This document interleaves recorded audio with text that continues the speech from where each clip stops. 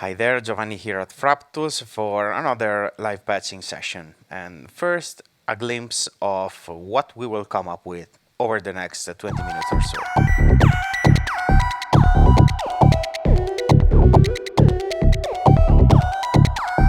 So the deal is the same. We refreshed our technique page on our website and we came up with 3 random picks that in this case are CV colors, Formant sync, and percussion sound. So we have one technique on the Usta sequencer, one on FALISTRI, and one on FUMANA with a high dose of FALISTRI as well. And as always, I will improvise a patch from scratch based on the suggestion of these random techniques. And so the CV colors is pretty straightforward. We just know that the melody that we will come up with will have some notes sliding from one another, and that is okay. The Formant sync will use a peculiar feature of FALISTRI when used as an oscillator.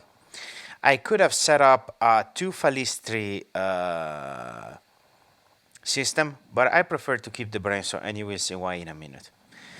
And then we have the percussion sound number 3 on FUMANA, which in the original version used the Sapel pink noise as the main sound to shape and to create some percussive sound. I choose not to use Sapel because I thought that it might be interesting to incorporate this percussive technique in the melody, or at least in one of our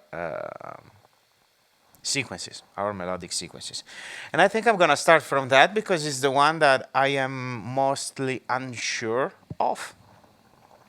So to start, I will patch BRENSO's final output, which is a very thick sound that will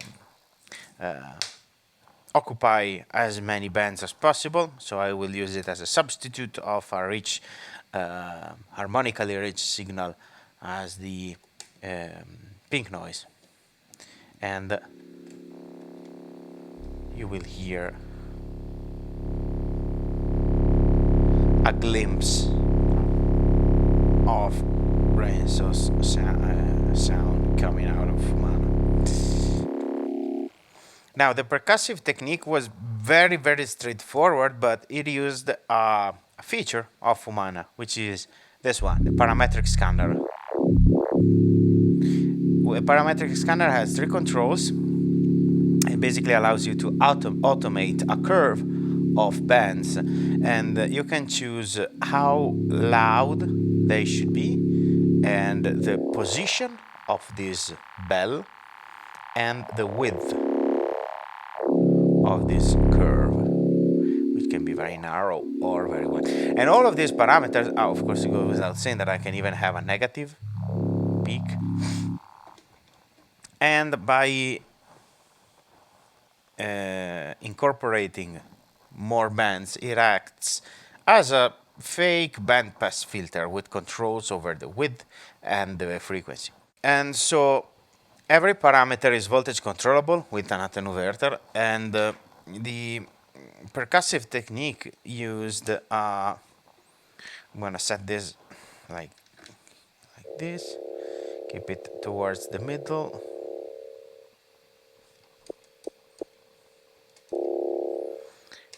So I can use an envelope to control the amplitude. But I can also use a copy of this envelope, which I can take from the attenuated output, crank it up all the way, and patch it to control the width.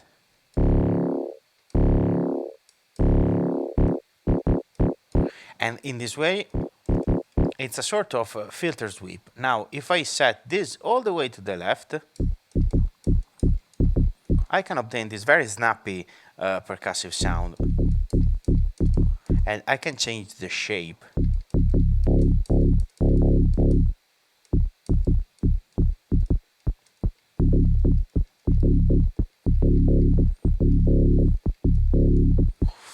So instead of using the pink noise, I think I'm gonna use this one, and I am working both on the frequency and on the amplitude thanks to this knob over here.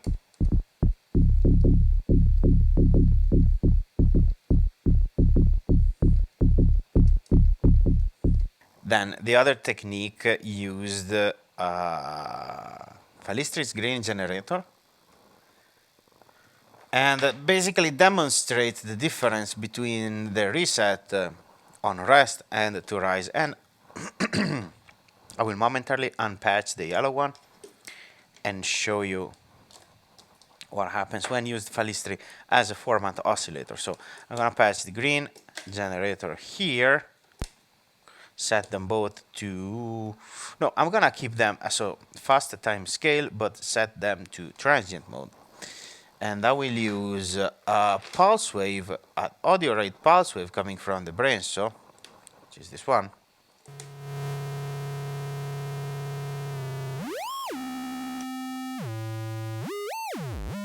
I had the lock frequency activated. So I'm gonna use this to trigger Falistri at audio rate.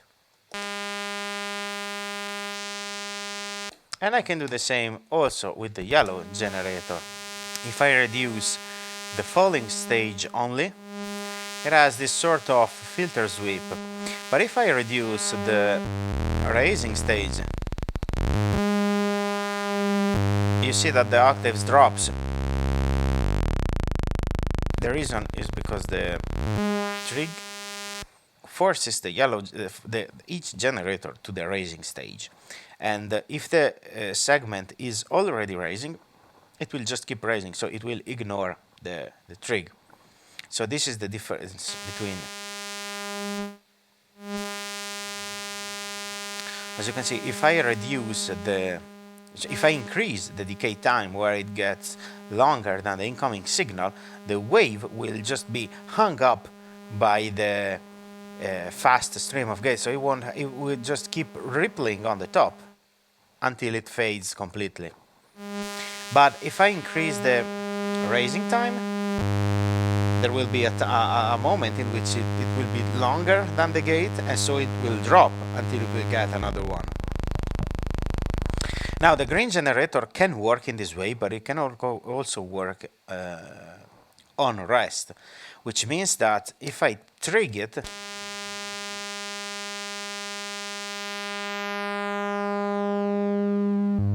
it will always reset when the falling stage went down. So I cannot have the waveform hanging of the yellow generator, and instead, regardless of which knob I choose to turn, it will reach a point at which it will just drop an octave, and then it will divide an octave plus a fourth, and then 2 octaves, and down all the way to the subharmonic range. So this is usually called a Formant oscillator, because even if we change the pitch, we won't change the waveform, we won't stretch the waveform, because it won't receive any CV. And then we have the sequence. So basically, so this is basically the time to perhaps speed up the video until I come up with a fancy sequence. I will restore my FUMANA patch.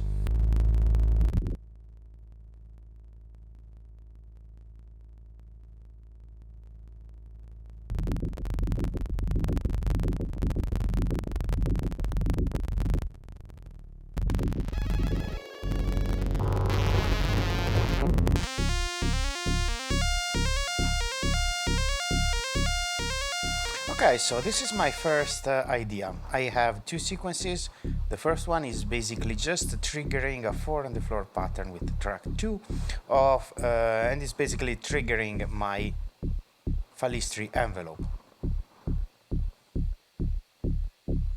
which I will use to create this percussive foundation of my piece. And then I have the second track, which is basically controlling BRENSO's oscillator.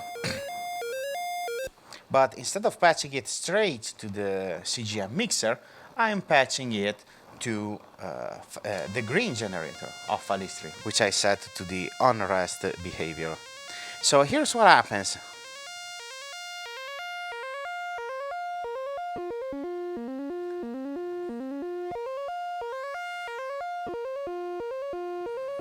We have this very section here where this frequency is right in between the notes, so some notes will sound an octave higher and some other will sound an octave lower, because this is a Formant oscillator. The oscillator, the wave cycle is always the same.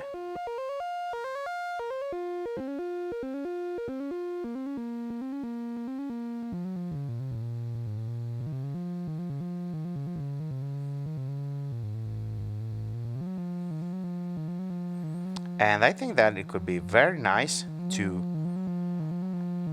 use a little bit of reverb.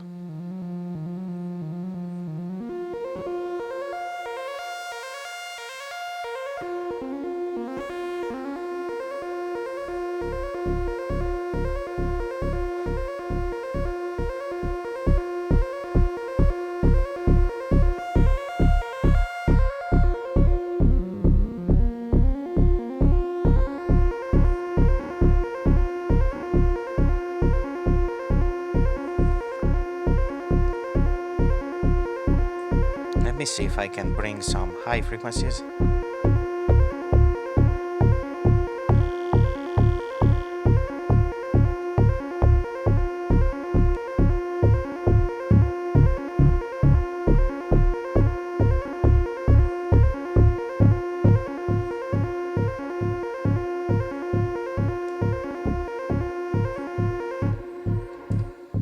Okay, we still have to use FALISTRI's, Usta's slide. So perhaps we can patch this an octave higher. Let's see.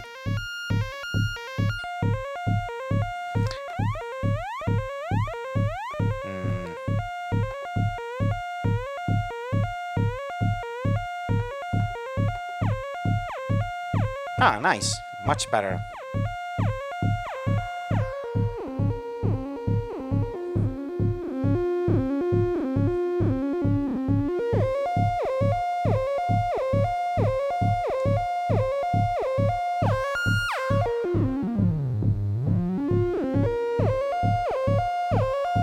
And I thought that perhaps we can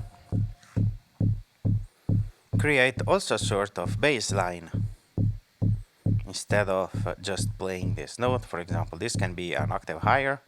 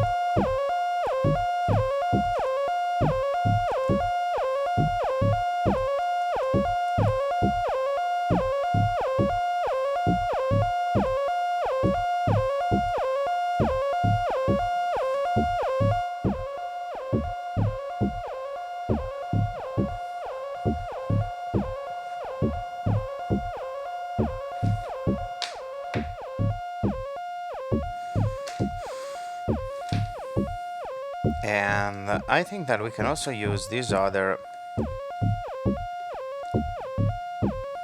section of FALISTRI, which is the integrator, to control the amplitude of our green section.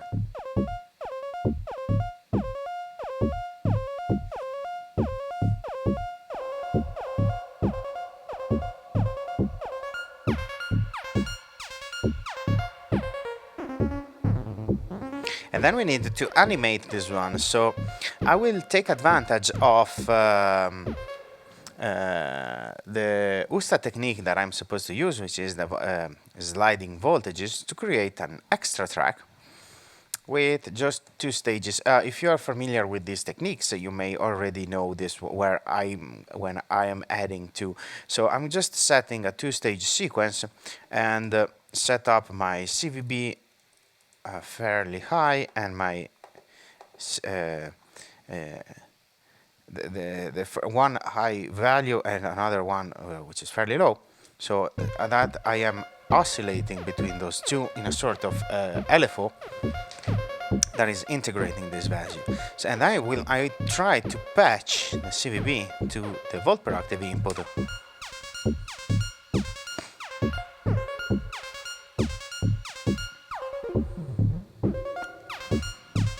Which is cool. I think that I may also set the ratio lower.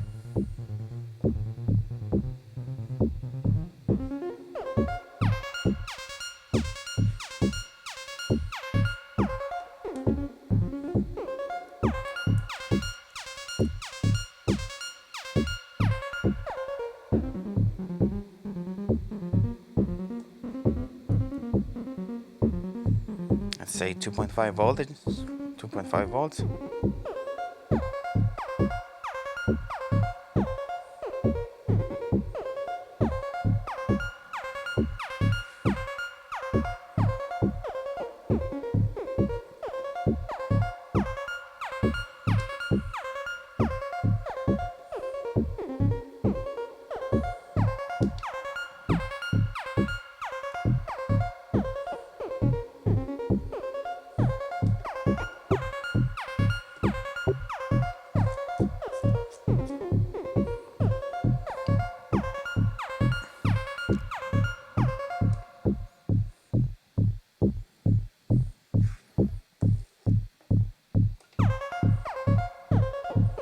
I don't like the bass moving, but I think that we can try to work a sort of bass line.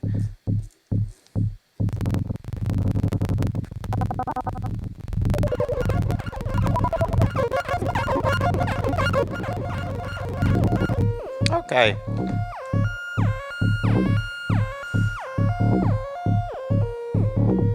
So I set the track 2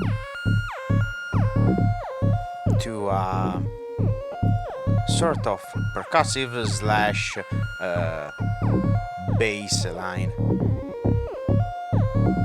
And I was thinking also about using a different CV here.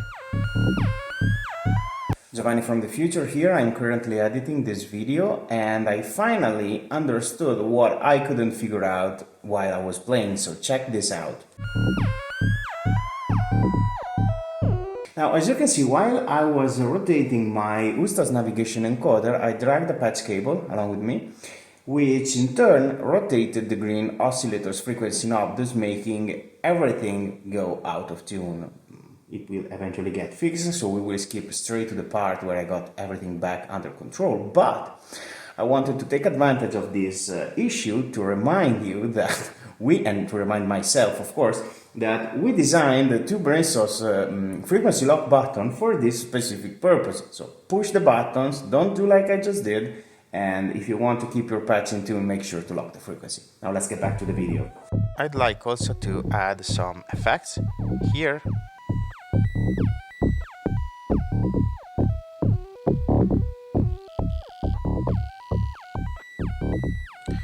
So I'm gonna use my spare gate channel of my track 2 to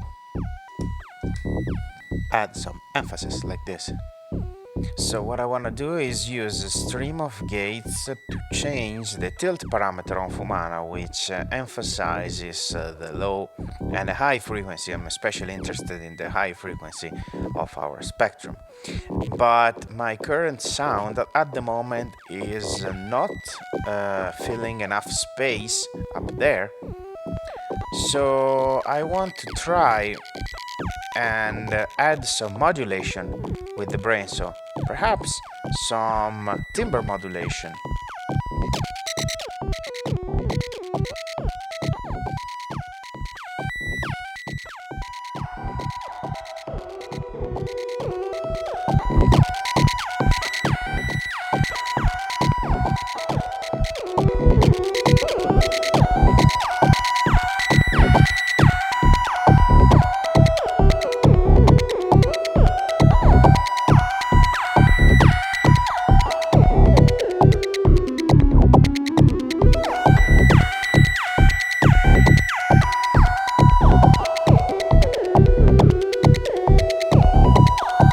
Try again with the envelope.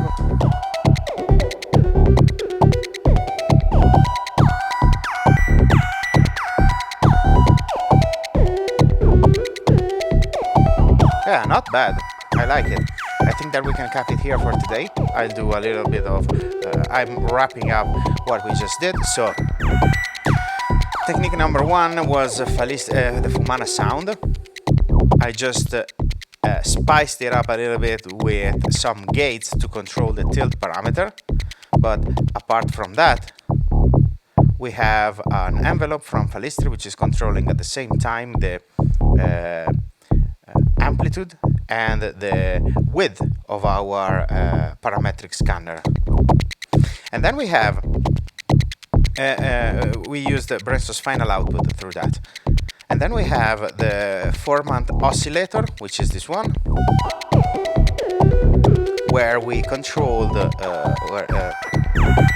green generator with a fast time scale and transient behavior with BRENSO's square wave output, which we use as our melodic oscillator through the sequencer. And then the CV colors, we didn't use the red one, which basically skipped a value, but we can take advantage of it in our performance. We prefer to use the green color, which creates an integration between the last blue stage and this stage's value.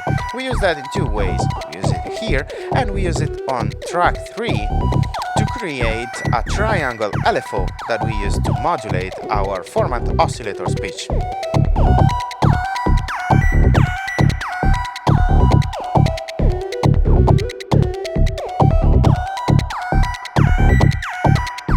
I hope you had fun and I will see you next time.